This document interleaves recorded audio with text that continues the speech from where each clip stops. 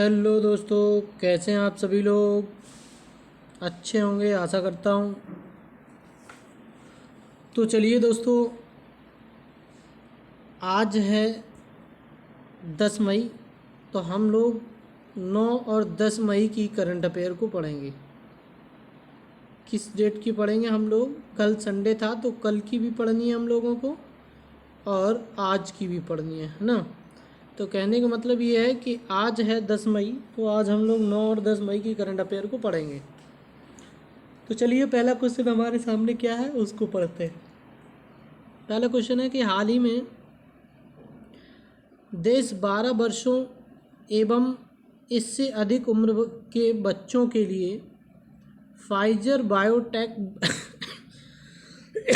Pfizer biotech corona vaccine को मंजूरी देने वाला पहला देश कौन सा बन गया है। देखिए, ये एक ऐसा देश है जिसने 12 वर्ष तक के बच्चों को वैक्सीन लगाने की या 12 वर्ष तक के बच्चों को वैक्सीन की खोज की है और उस वैक्सीन का नाम है फाइजर बायोटेक। क्या नाम है? फाइजर बायोटेक इस वैक्सीन का नाम है। इसको कनाडा देश ने बनाया। किसने बनाया? कनाडा देश ने बनाया। ठीक, चलिए अगला क्वेश्चन क्या है उसको देखते हैं। हाल ही में लारियस वर्ल्ड स्पोर्ट अवार्ड 2021 में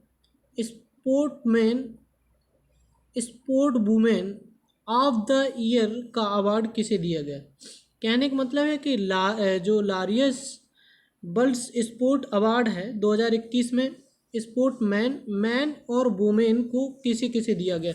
मतलब मैन कौन है और वुमेन कौन है जिन्हें ये अवार्ड दिया गया। तो मैन की बात करें, राफेल नडाल को दिया गया है।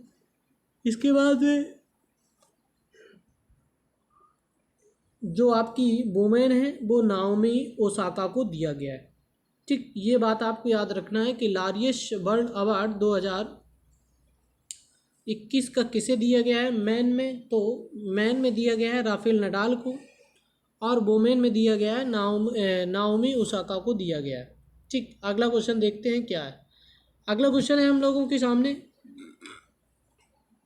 हाल ही में किस राज्य सरकार ने कोरोना से अनाथ हुए बच्चों के भरण पोषण के लिए स्कॉलरशिप योजना की शुरुआत की है।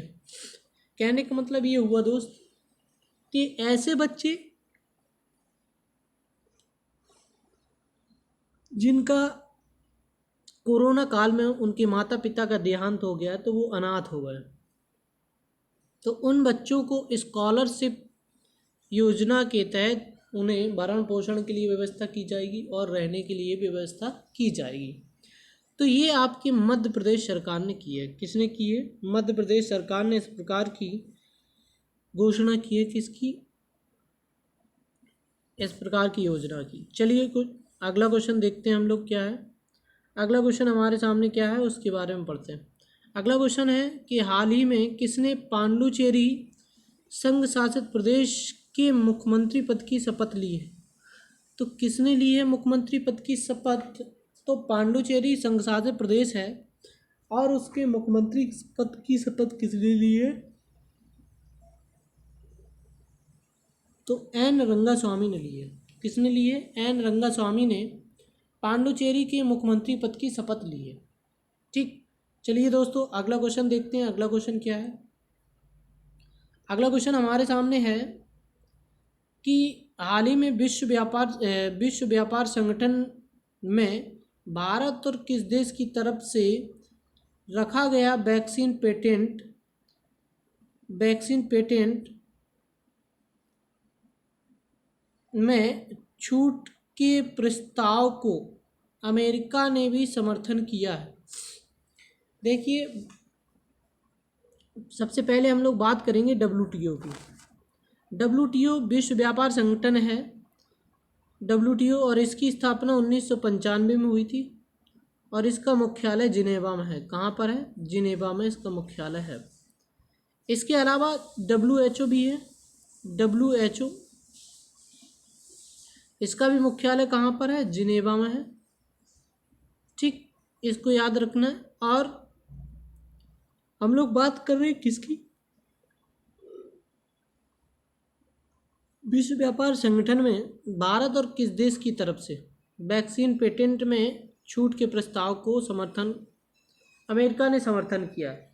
कहने का मतलब ये है दोस्त कि जो वैक्सीन बनाई गई है उस पर कोई टैक्स नहीं लगना चाहिए, जिससे कि गरीब से गरीब देशों में ये वैक्सीन पहुँचे और सभी व्यक्तियों को ये लगे। अगर इस पर छूट नहीं दी जाएगी तो जो गरीब देश हैं उनमें कोरोना नहीं भाग पाएगा। तो इसी को लेकर के भारत और दक्षिण अफ्रीका देश, कौन सा देश? दक्षिण अफ्रीका देश का समर्थन अमेरिका ने कर दिया है। किसने किया है? अमेरिका ने समर्थन किया है। चलिए अगला क्वेश्चन देखते हैं दोस्त क्या है। अगला क्वेश्चन हमारे सामने है।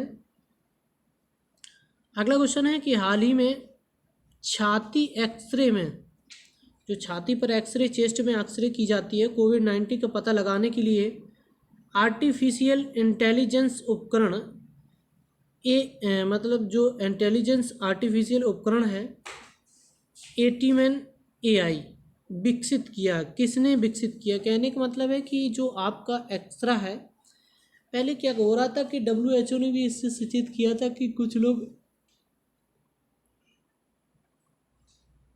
कोविड-19 का पता लगाने के लिए वो सिटी स्कैन करा रहे थे। क्या करा रहे थे? सिटी स्कैन करा रहे थे, जो कि कोविड के लिए प्रभावशाली था सिटी स्कैन। इससे भी कैंसर होने की संभावना ज़्यादा बढ़ रही थी। तो सिटी स्कैन ना हो इसके लिए सरकार ने एक योजना, या सरकार ने नहीं, एक हमारी संस्था है जिसने एक विशेष प्रकार का एक्सरे की खोज की है जो कि कोविड-19 का पता लगाएगा। तो ये कौन सी संस्था, उसका नाम बताना हमें। उसका नाम है DRDO।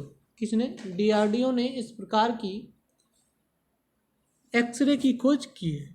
चलिए दोस्तों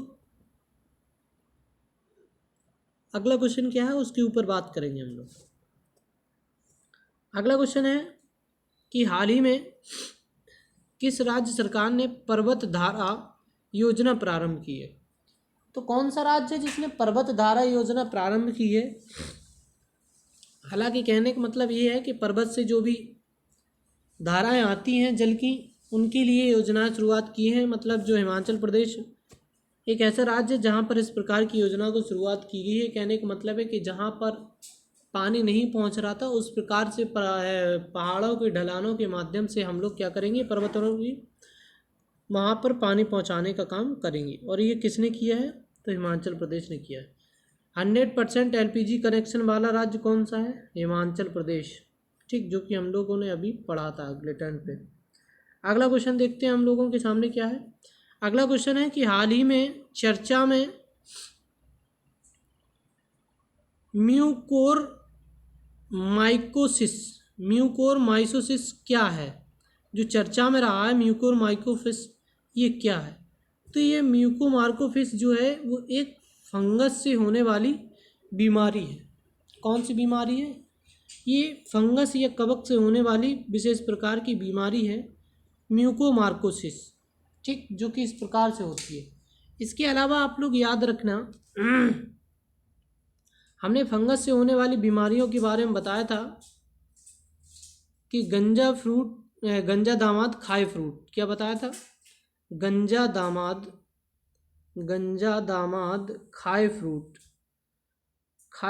तो गंजापन, दाद, खाज, खुजली और दमा और एथलीट फुट, ये विशेष प्रकार की जो बीमारियां हैं वो आपकी किससे होती हैं? ये फंगस से होने वाली विशेष प्रकार की बीमारियां हैं जो आपको याद रखना। और ये एक विशेष प्रकार की जो हमें बीमारी मिली है फंगस से होने वाली है, वो भी कौन सी है?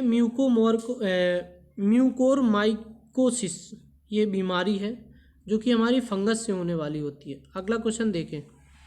अगला क्वेश्चन है हमारे सामने 2021 में एशियाई विकास बैंक की वर्षगांठ बैठक का कौन सा संस्करण आयोजित किया गया है? मतलब एशियाई विकास बैंक जो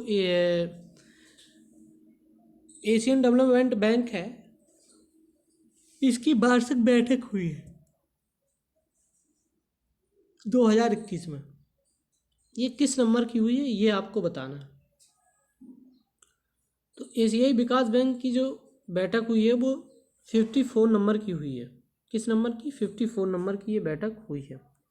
चलिए दोस्तों, अगला क्वेश्चन हम लोग देखते हैं। अगला क्वेश्चन हमारे सामने है कि हाल ही में बिलबोर्ड म्यूजियम अवार्ड 2021 में आइकन अवार्ड से किसे सम्मानित किया गया? हाल ही में बिलबोर्ड म्यूजियम अवार्ड 2021 में, कब? बिलबोर्ड म्यूजियम 2021 में ये अवार्ड दिया गया है। आइकन अवार्ड से किसे सम्मानित किया गया है? तो पिंक को सम्मानित किया गया। किसे सम्मानित किया गया? पिंक को सम्मानित किया गया है। ठीक, इस बात को आप लोगों को याद रखना। और ये हमारा आज का लास्ट क्वेश्चन था। तो दोस्तों, आज के लिए हम लोग इतना ही रखेंगे। और जो लोग हमारे चैनल पे पहली बार जुड़ रहे हैं वो लोग चैनल को लाइक करेंगे, शेयर करेंगे और सब्सक्राइब करेंगे। अगर इतनी बातें आपको समझ में आ गई तो आज के लिए हम लोग इतना ही रखते हैं। थैंक यू, धन्यवाद, ऑल द बेस्ट।